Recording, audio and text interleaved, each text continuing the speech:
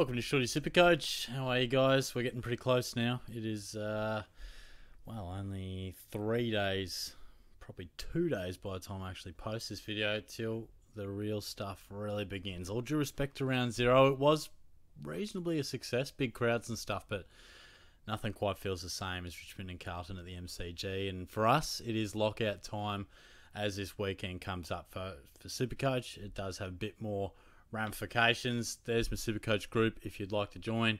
I'll have some league codes dropping over the next couple of days. I'll also put one out on my live. We'll be going live on Wednesday night, probably around 7:30ish on YouTube. I'll probably go on TikTok around 7. And yeah, answer any of those questions that you got leading up into the final couple of alterations we'll probably have for our side. But I wanted to look at the midfield today. So yeah, for anyone who's not aware of these videos, I try and go through every player that you could possibly be thinking about. So if they're in at least 3% of teams, I will talk about them. So that way I think it's the best way to kind of cover off on all the players that you guys are thinking about out there with just a 30 seconds, minute sort of summary. So I will timestamp this one, so feel free to check that out if you're looking for anyone in particular, but the midfield's one of the bigger ones, so I'll get straight into it. We'll have every single line done by tomorrow. But yeah, Marcus Bontempelli, I mean, he's bloody expensive. Don't get me wrong, 724 is a fair bit of cash on one player, but he is the best player in the game. We had my draft night the other night, and he did go pick one. I would have had him pick one. He's definitely a superstar. I mean, he will certainly be around 650 at some stage in the year, maybe even 630. You never know. But I totally understand if you want to start him. I haven't, just because structure-wise, that's the way I've approached it. But he's a superstar, so you can definitely start with him. Clayton Oliver has snuck into 3% of sides, and look, it's great to see him back and that, but with the pre-seasons he's had and his lack of it, really, he's barely been training, working pretty hard recently, but I think he's a good opportunity to start somewhat slow, and we can pick him up a little bit cheaper. But even if he doesn't, we'll look to pick him up at some stage, but there's too much risk to think about starting him, in my opinion.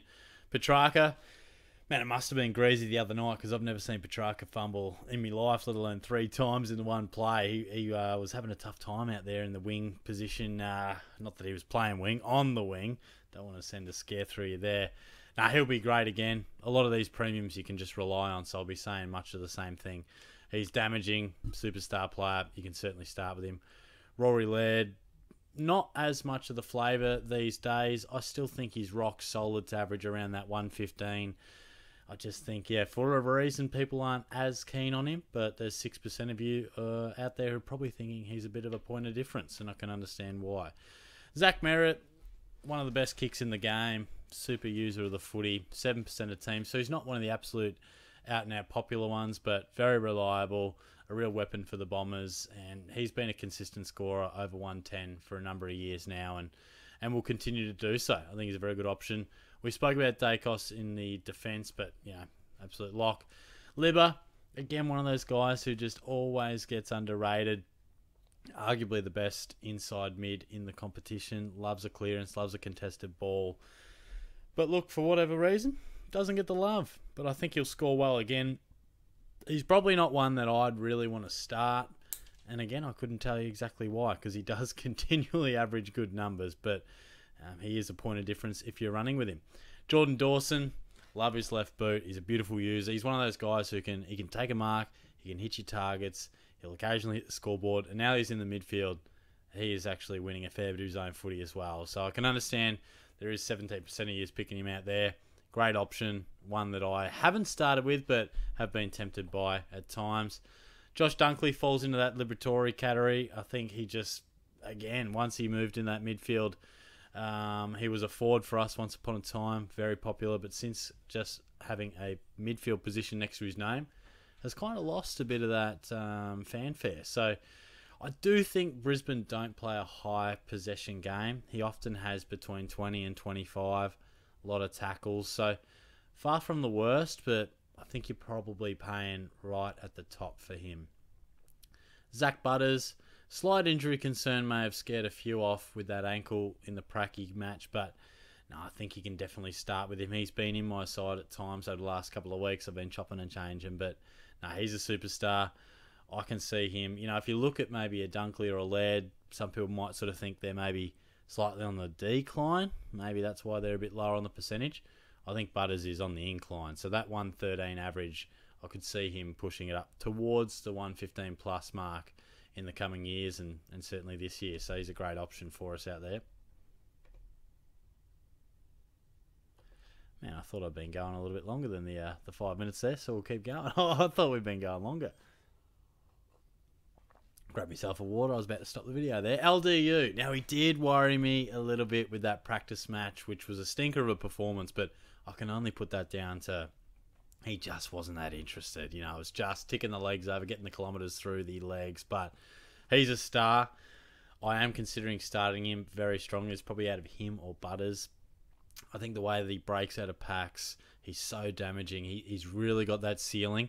His body is the concern. Has struggled to put together full seasons. Well, he did last year, but the years before that, 20 plus games. So some doubts on his body, but I'm a strong chance to start him. Now, Gulden's a real interesting one. 40% of teams, but what do you make of him playing out on that wing the other day? Now, obviously he did still have some good centre bounce attendance, but he was out on a wing a lot more. And if you want to go to the AFL app and check out his heat map, that will really back it up. So I don't want to get too scared off here because I love so much about him. And he killed me last year when I traded him out. Don't know if you guys have heard that one. But I don't know. He did not impress me on Thursday night. And I had him locked and loaded. Then all of a sudden I'm like, geez, you know, Heaney goes inside and Jordan, you know, are they using Gulden more of that outside damager? I don't know. He scored well from the possessions he had, but I don't know. Look, I think he's probably still a guy we're going to want in our sides, but didn't exactly set the world on fire in that first game. Serong, he's a star. He probably, I feel as if he's not capable of going towards 115. You know how some guys, you feel like they can take it next level. I think Serong's probably about where he is going to be for most of his career, between that 108 and 112. So it's nothing to be sneezed at, but just probably paying every dollar that you should. He'll produce, but not one that I've chucked in my side just yet. Tom Green, massive fan. He's in my side at the moment. I think he's going to win the Brownlow.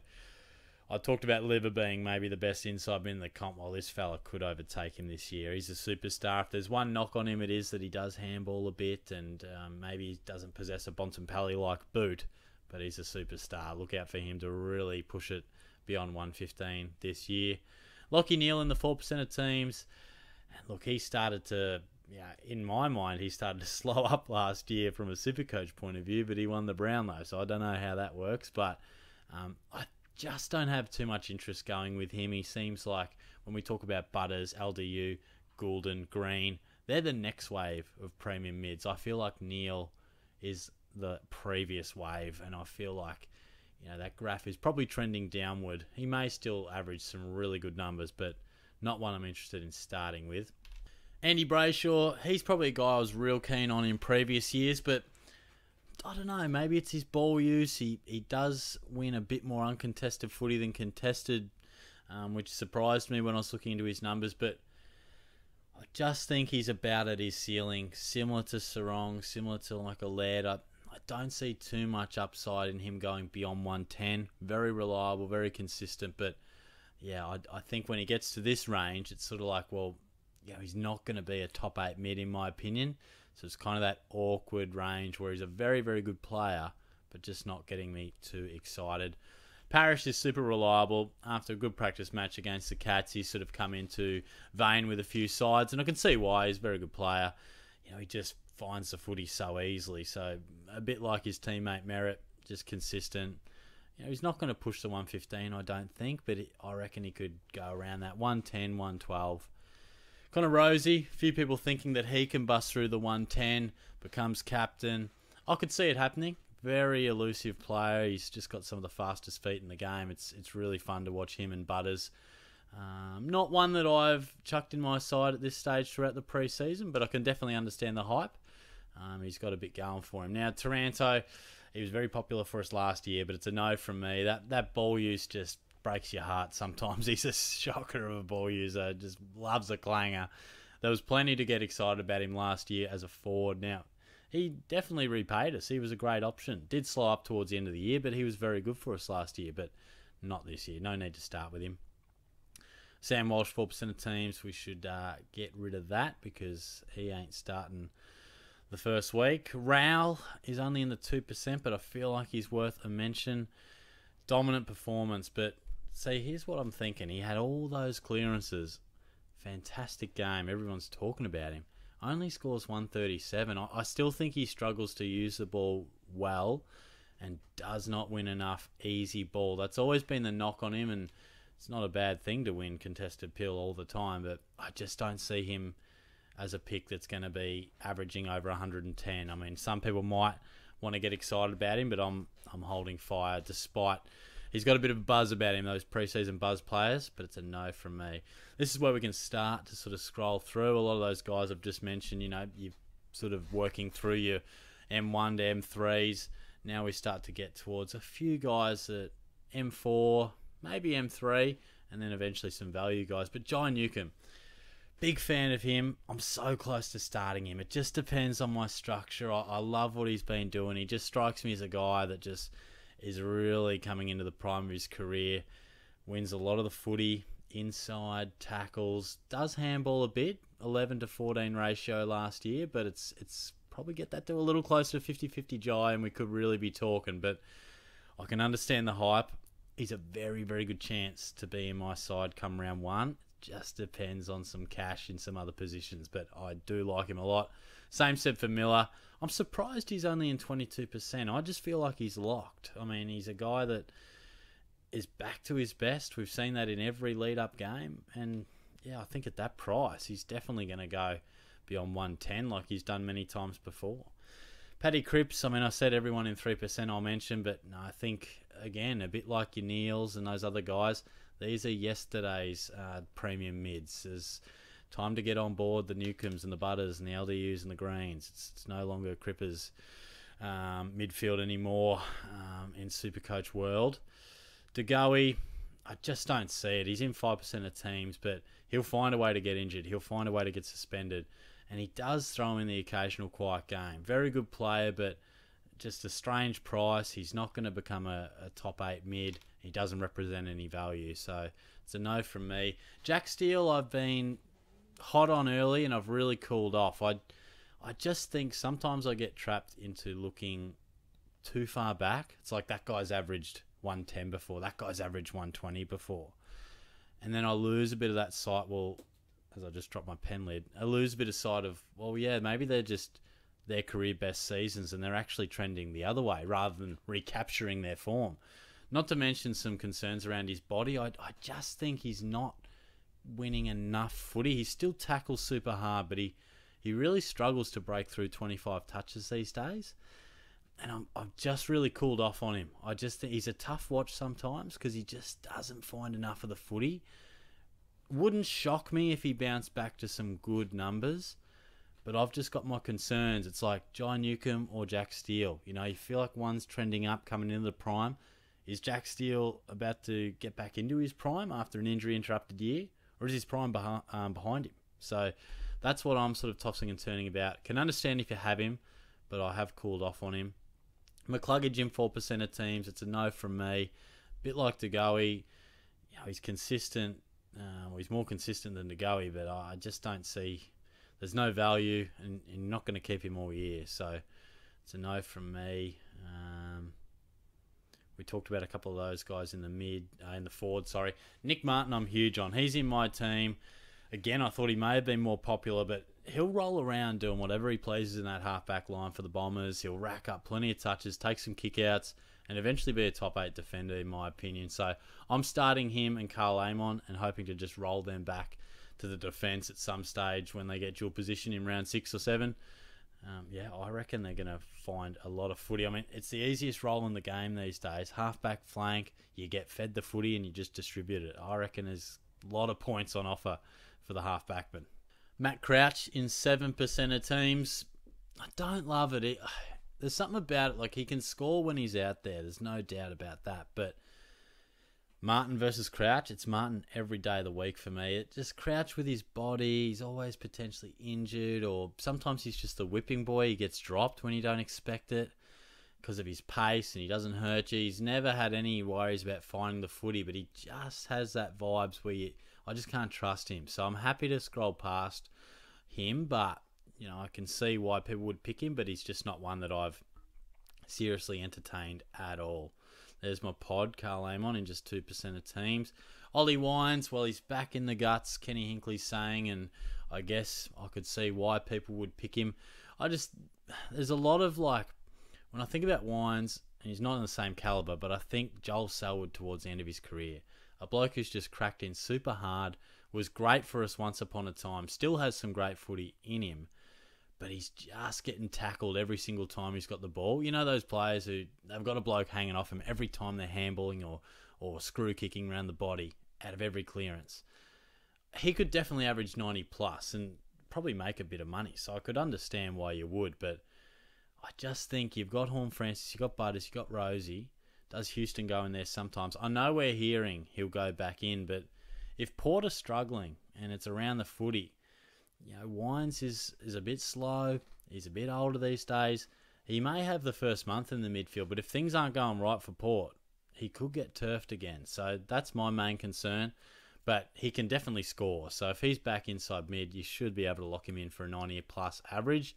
And that's probably what 10% of you guys out there are thinking and hoping. So we spoke about Yo in the defence. Holmes has had a bit of hype about him, and I hope he does explode. I love him. I'm a Cats man. 4% of teams. I just don't see, you look at Wines versus Holmes, there's not too much difference between them really. The unknown for Holmes is his scoring, where at least we know Wines can score, where Holmes, you're really looking for that breakout. It's not like he's cheap as chips. Best case scenario, he probably makes you 100k. Worst case, you're left awkwardly in that range and he doesn't make you much and you got to get rid of him after 5 weeks anyway. I expect a really good year from him. A little bit of halfback, a little run and gun through the midfield. I think he could go well. I just think there's better options and it's not like he's super cheap. So that's my main concern with him. A couple of those guys we talked about in the forward line. We can definitely start to roll through, and I reckon we'll start to get some real genuine value guys coming up. And I've been having a few of them through the midfield, that's for sure. Georgie Wardlaw, so I can see the hype. He cracks in like no other, very tough inside mid. And there's every chance he does become a really good pick. He's not quite cheap enough for me. There's a lot of hype around him, but he didn't exactly destroy the practice game. If he came out and was looking every bit ready to explode in the pracky, I'll probably start him. But if he's around 300k or 280, I'm probably more interested. I know it's not a big difference, but North actually have quite a bit going on in that midfield. They actually bat relatively deep. He'll be in there, and he'll certainly be a key part to their inside midfield, but I just wonder if he's still developing a lot of other parts of his game. He can win the footy, a bit like Rowell, but still got some other parts to develop.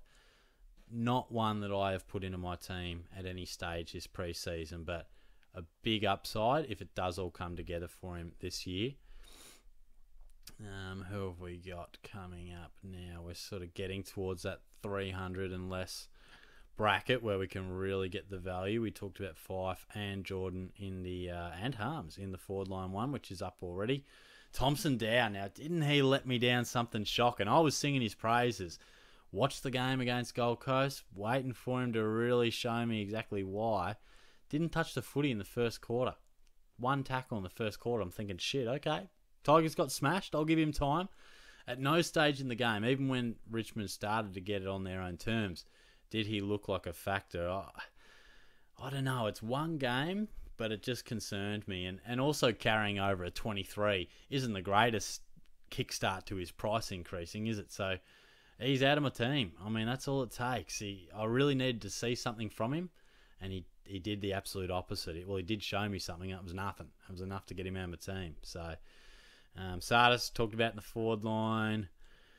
Sam Berry, who, as you can see, is currently in my team. A couple of Crows people I've spoken to feel like there's enough going on in that Crows midfield for him to not get enough opportunity. But unlike others that I just spoke about, Wardlaw and Dow, Berry did show it in the practice game. He was back to winning a bit more of the footy. Never been a high possession getter, but so many tackles and can hit the scoreboard. So I'll be very interested to see the teams come out and where he sits in that.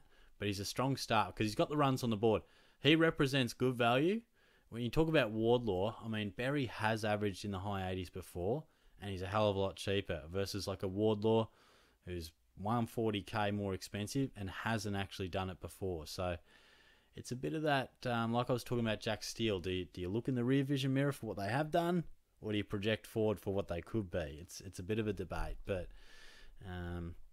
and then we work into the midfielders, or the rookies, I should say. I don't think I missed anyone there. I know I missed Isaac Heaney in the forwards one, who I'm not starting. He's hurt me way too many times. Don't get drawn into this Isaac Heaney stuff. I've been his biggest supporter. We did miss Riley Bonner, so there you go. I was scrolling through. I thought that 7 was a 1. I told you my eyesight's going poorly. Did we miss anyone else? I don't think so. Riley Bonner, look, I had some good practice games. Is scoring well. Nice left boot. Has always looked the part. I just worry that there was no Sinclair. You know, Webster was out for a lot of the... Well, he actually did play, but he'll miss a lot of footy, so maybe that does help him. But I don't know. There's something that just tells me, like, well, I just feel like maybe not. But he is a guy that, you know, if someone said to me, look, he's going to average 80 and he's going to be consistent ball user off half back, I wouldn't be shocked either. So I can understand why you would go with him. He's just not someone that I've put in my team yet. But, and just on Heaney, I know I was sort of a bit facetious in, not going with him, but I genuinely do think that particularly when Parker and Adams come back, that he might be pushed out. And also, all it'll take is Sydney struggling for a half, struggling to score for a week or two, and Longmire will definitely look to place Heaney into a struggling forward line. You know, if Amadi or McLean or Papley can't get it done, they'll definitely push him forward. So I'll worry about the consistency of the role. But anyway, they are my thoughts. We've been talking midfield, so if I did miss someone, please let me know. But hopefully I've covered off on just about everyone you could possibly consider through this midfield. So I'll talk to you guys soon. We'll have the ruck up tomorrow and then a team reveal in the coming days. Cheers.